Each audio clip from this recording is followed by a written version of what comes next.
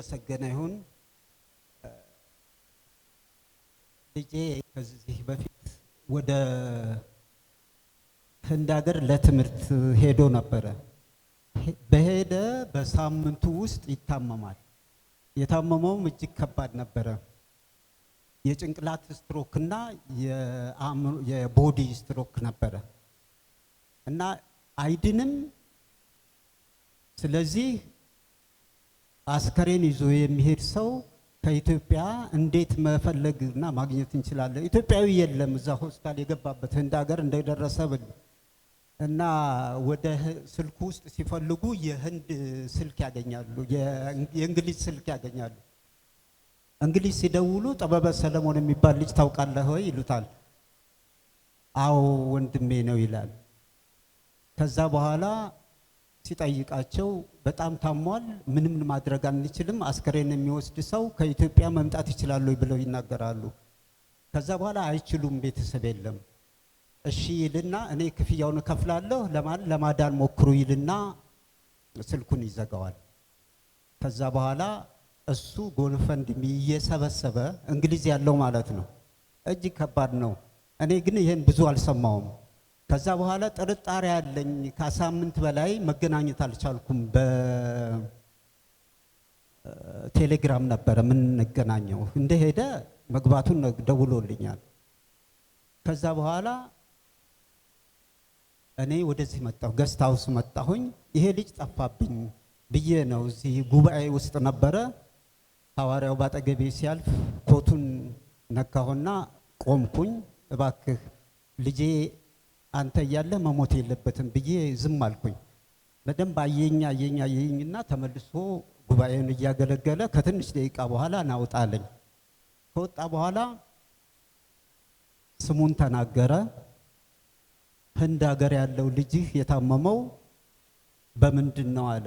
እኔ እንደውም ፊትህን ዙር ብሎኝ ወይም አይንህን ጨፍን አለኝና ከዛ በኋላ ለጉባኤው ውጭ ሀገር ያለ ልጁ ሞቶ አስከሬኑ ከ3 ቀን በኋላ ይመጣል ብሎ ለጉባኤው ሲነገር፣ ጉባኤው ያው ምናልባት የነበራችሁ ታውቃላችሁ፣ እጅግ አዘነ ጉባኤው።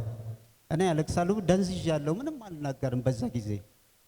ከዛ በኋላ ጸለየ፣ በደንብ ጸለየልኝ። ያው እያለቀስኩ ወጣሁኝ። ከዚህ ወጥቼ ታክሲ ቦታ ላይ ታክሲ እየጠበቅኩኝ በአውቶቡስ ነው የምሄደው። አውቶቡስ ላይ ገባ። ልክ ስገባ ሳልቀመጥ ስልክ ደወለ። ያ ልጅ ይሞታል የተባለው 7 ቀን ሙሉ በአእምሮ ታውቆ ምንም ነገር የለም ይሞታል ተብሎ ነው ወደዛ የተደወለው።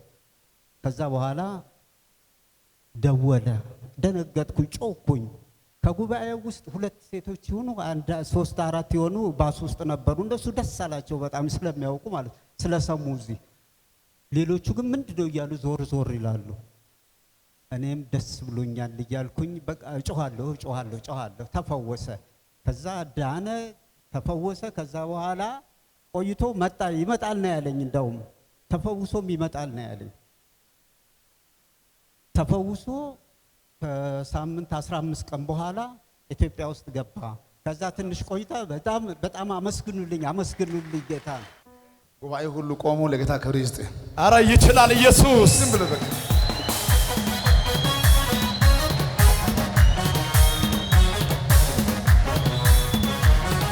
አለ ጌታ። እረ እንዳንተ ያለ ከቶ የለምና በሰማይ በምድር እኔ አላየሁምና ይብዛል ዛሬ ምስጋና ይብዛል ዛሬም ክብር። ሃሌሉያ። አንዴ ቁጭ በሉ። እኛ የምናውቀው ለሕክምና ጥግ የሚባለው መልካም ቦታ ህንድ ነው። ከህንድ ደግሞ ይሞታል ከተባለ ምን ይኬዳል? ህንድ ሄዶ ያልተቻለ አዲስ አበባ ሆነ ሰው ህንዲ ላይ ይፈወሳል? እስቲ አሜን። ይችላል። አሜን አትሉማ? ልጁ የሚሰቃየው ህንድ ነው። ምጸልየው ደግሞ አዲስ አበባ ሆነ ነው። አዲስ አበባ ስንጸልይ እንደተናገረ ከሆነ ከጸለይክ በኋላ ከሳምንት በኋላ ቢሆን ኖሮ ብዙ አልገረምም። ከ3 ቀን በኋላ ቢሆን ኖሮ ብዙ አልገረምም። አንተ ጠዋት ጸልዬ ማታ ቢሆን ብዙ አንገረምም። አዎ ተጸልዮልኝ ወደ ታክሲ ውስጥ ስገባ አሁን ኤሬሳ አሁን ወደ ላይ ጮት ሲባካችሁ ኢየሱስ ኢየሱስ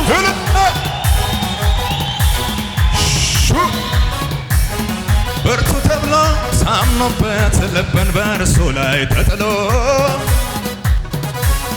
አለልኝ ለኔ ያለ መኖር ስመኝ ተሰልሎ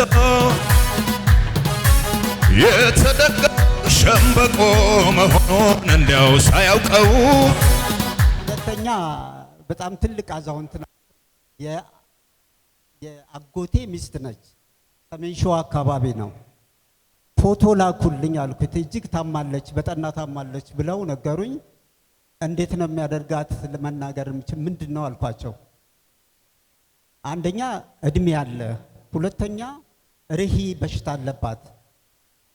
ታማ ተኝታ በቀኟ ስትተኛ ቀኟ በሙሉ ቁስል ይሆናል፣ ወደ ግራ ስናገ ይላጣል እና በዛ ምክንያት በቃ እጅግ አስጊ ሁኔታ ውስጥ ነው ያለችው አሉኝ።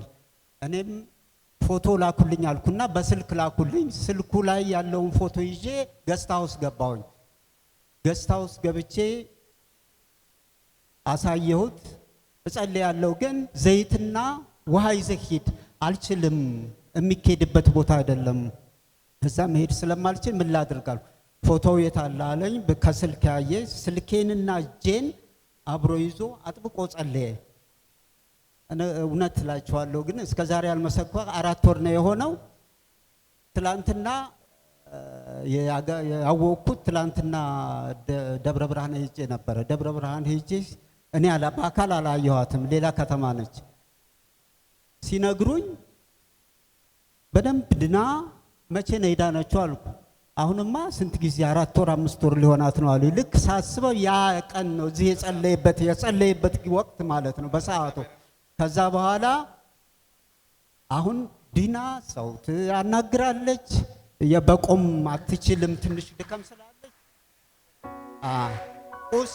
ቁስል የለም፣ ድናለች።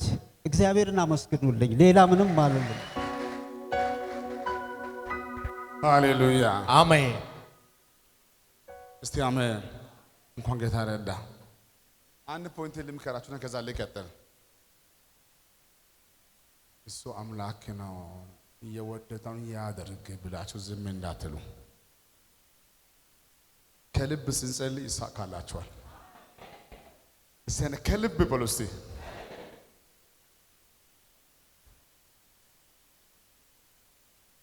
አሁን መልስ ያለው አርስት ያለው ቁም ነገር ያለው ትልቅ ነገር ይዘን ዛሬ ወደ ጌታ ፊት እንቀርባለን። 24 ሰዓት ባልሞላ ጊዜ ውስጥ መልካም ዜና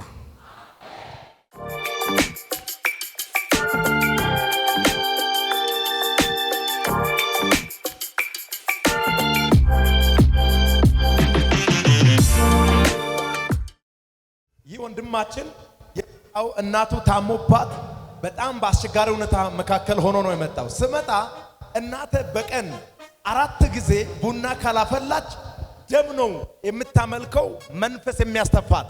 በዚህ ጊዜ በመጋቢት ወር ውስጥ እናተን ይዤ ወደ ሐዋርያው አዲስ አበባ ገስት ሃውስ ገባው። ሐዋርያው አንቺ ሴት አትሞችም፣ ይሄ መንፈስ ከዚህ በኋላ ተመቷል፣ ፈውሰሻል ጠላት። ከዛች ቀን ጀምሮ መንፈሱ መጥቶ የሚረብሻት ነገር ጠፋ፣ ደም መጥፋት ቀረ። አሁን ተፈውሳ በሰላም በሕይወት አለች። አመስግኑልኝ ይላል። ይህ ወንድማችን የመጣው ከዚህ ከአዲስ አበባ ነው። ባለፈው ሳምንት ውስጥ ወደዚህ ጉባኤ ስመጣ በጭንቅ በመከራ እጁ ላይ የነበረው 2 መኪና በሰው ተይዞ ማዘዋወር ባልተሳካ ሁኔታ መካከል ሆኖ እየተጨነቀ ባለበት አዲስ አበባ ጉባኤ ይመጣል። ስመጣ ሐዋርያው ጉባኤ ላይ ያገለገለ በዚህ በ10 ቀን ውስጥ ከዚህ ቤት ስትመለሱ ይሳካላችኋል ብሎ ሲያውጅ አሜን ብዬ ተቀበልኩ። በሰው እጅ ሊገባ ያለ የእጄ መኪና ወጣ ጫሰበት አሜን ብዬ ተቀብዬ የሄድኩት ቃል በህይወቴ ላይ ሰርቶ አሁን ንብረቴ በእጅ አለ። የተጠበቀው ነገር ቀርቷል። እግዚአብሔርን አመስግኑ ይላል። ኮሚሽን ስራ ነው የሚሰራው። አንዱ ለጓደኛዬ ገዛው። እኔ በእምነት ነው የሚሰራው ስራ። ብር ይልካሉ፣ ይገዛሉ። ትመዛወር የሚባል አለ። እሱን አስቀርቼ ለሰውየው ስጠትና በመሃል ለራሴ መኪና ገዛው ከጓደኛዬ ጋር። ድርሻዬ ሲጎልብኝ ቀሪውን የሰውየውን ጨምሬ ገዛው።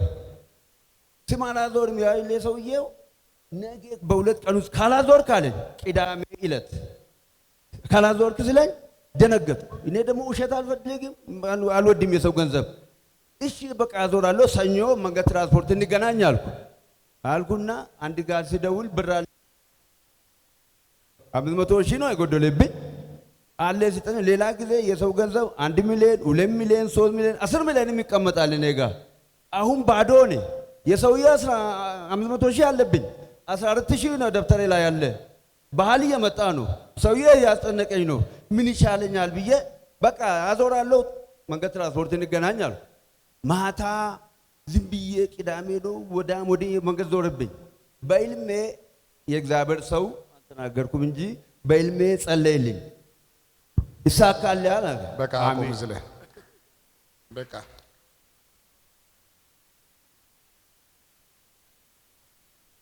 በምድር ላይ ሁሉ የሚጮኸው ጉዳይ ይሄ ነው። በተለይ በራእይ ካያቸው በኋላ ከዛ እሑድ እዚህ መጣ። እሑድ እዚህ መጣው። ሰላም በላይ እሱ አሁን ታማኝ ሆኗል። ቅዳሜ ማታ ራእይ አየሁ፣ እሑድ መጣዋል። ካላውታ ጸደይ ሳይኛው ተሳካ ነው የምለው። ዘርጋ ሁለት እጅን የማይቋረጥ አሜን፣ የማይሸራረፍ አሜን፣ ልዩ በረከት አሜን፣ ወደ እጅ አሜን፣ ሂድ ይሳካል። አሜን።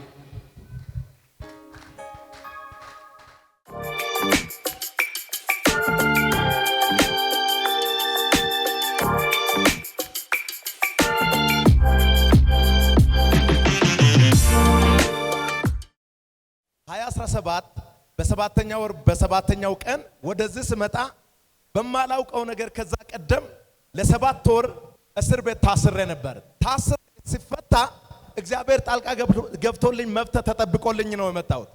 ግን ከመምጣት በፊት የመንግስት አካላት እንደ ድንገት በማላውቅ ምክንያት ይዞኝ ሌሎች ሰዎች ነበሩና በያዙበት ቦታ በመኪና ላይ እጄን እግሬን ወደ ኋላ አስሮ ሰቀሉኝ። ሰቅሎ ገረፉኝ፣ አሰቃዩኝ። በእንደዚህ አይነት ሁኔታ ውስጥ ሆኜ የሐዋርያውን አምላክ እየጠራው እግዚአብሔር ጣልቃ ገብቶልኝ ወደዚህ ጉባኤ መጣሁ። ስመጣ ከጉባኤ መካከል በዛች ቀን ሐዋርያው ስመን ጠርቶ አወጣኝና ይሄንን የነበርኩበትን ያሳለፍኩበትን ጉደን ሁሉ ነገረኝና ከዛሬ ቀን ጀምሮ አሁንም እነዛ ትናንትና ሰቅለው የገረፉ ሊገሉ የፈለጉ ሰዎች በአንተ ላይ እጃቸውን አያሳርፉም፣ ክሱ ከሽፏል፣ ነፃ ሆነ ትኖራለህ ብሎ ጸለየልኝ። ከዛች ቀን ጀምሮ ያ በኔ ላይ ሲታደም ሲሰራ የነበረ ሥራ ሁሉ ከሽፎ የሐዋርያው አምላክ በሕይወቴ ጣልቃ ገብቶ ሁሉ ሰላም ሆኖልኝ ለምስጋና መጥቻለሁ። ጉባኤው ለጌታ ክብር ያመጣል። ልጸልይላችሁ። ሁለት እጅ ከፍ አድርግ። ከዛሬ ማታ ጀምሮ በእናንተ በንብረት በጤንነት በልጆች ላይ አንተ የማታውቀው የትኛው ሴራ ዛሬ ማታ ይከሽፋል። ባንቺ ላይ አይሰራም። አሜን። ባንተ ላይ አይሰራም። እግዚአብሔር ይጎበኛችኋል። አንተ ልብ መልካም ሰው ነህ። ከዛሬ በኋላ የካሳ ጊዜ ነው የሚሆነው። አሜን። ድካም በቃ በለስ። ድካም በቃኝ። የድካም ህይወት በቃኝ። በቃ በለስ። በቃኝ። ሂድ አምሮብን ኑር።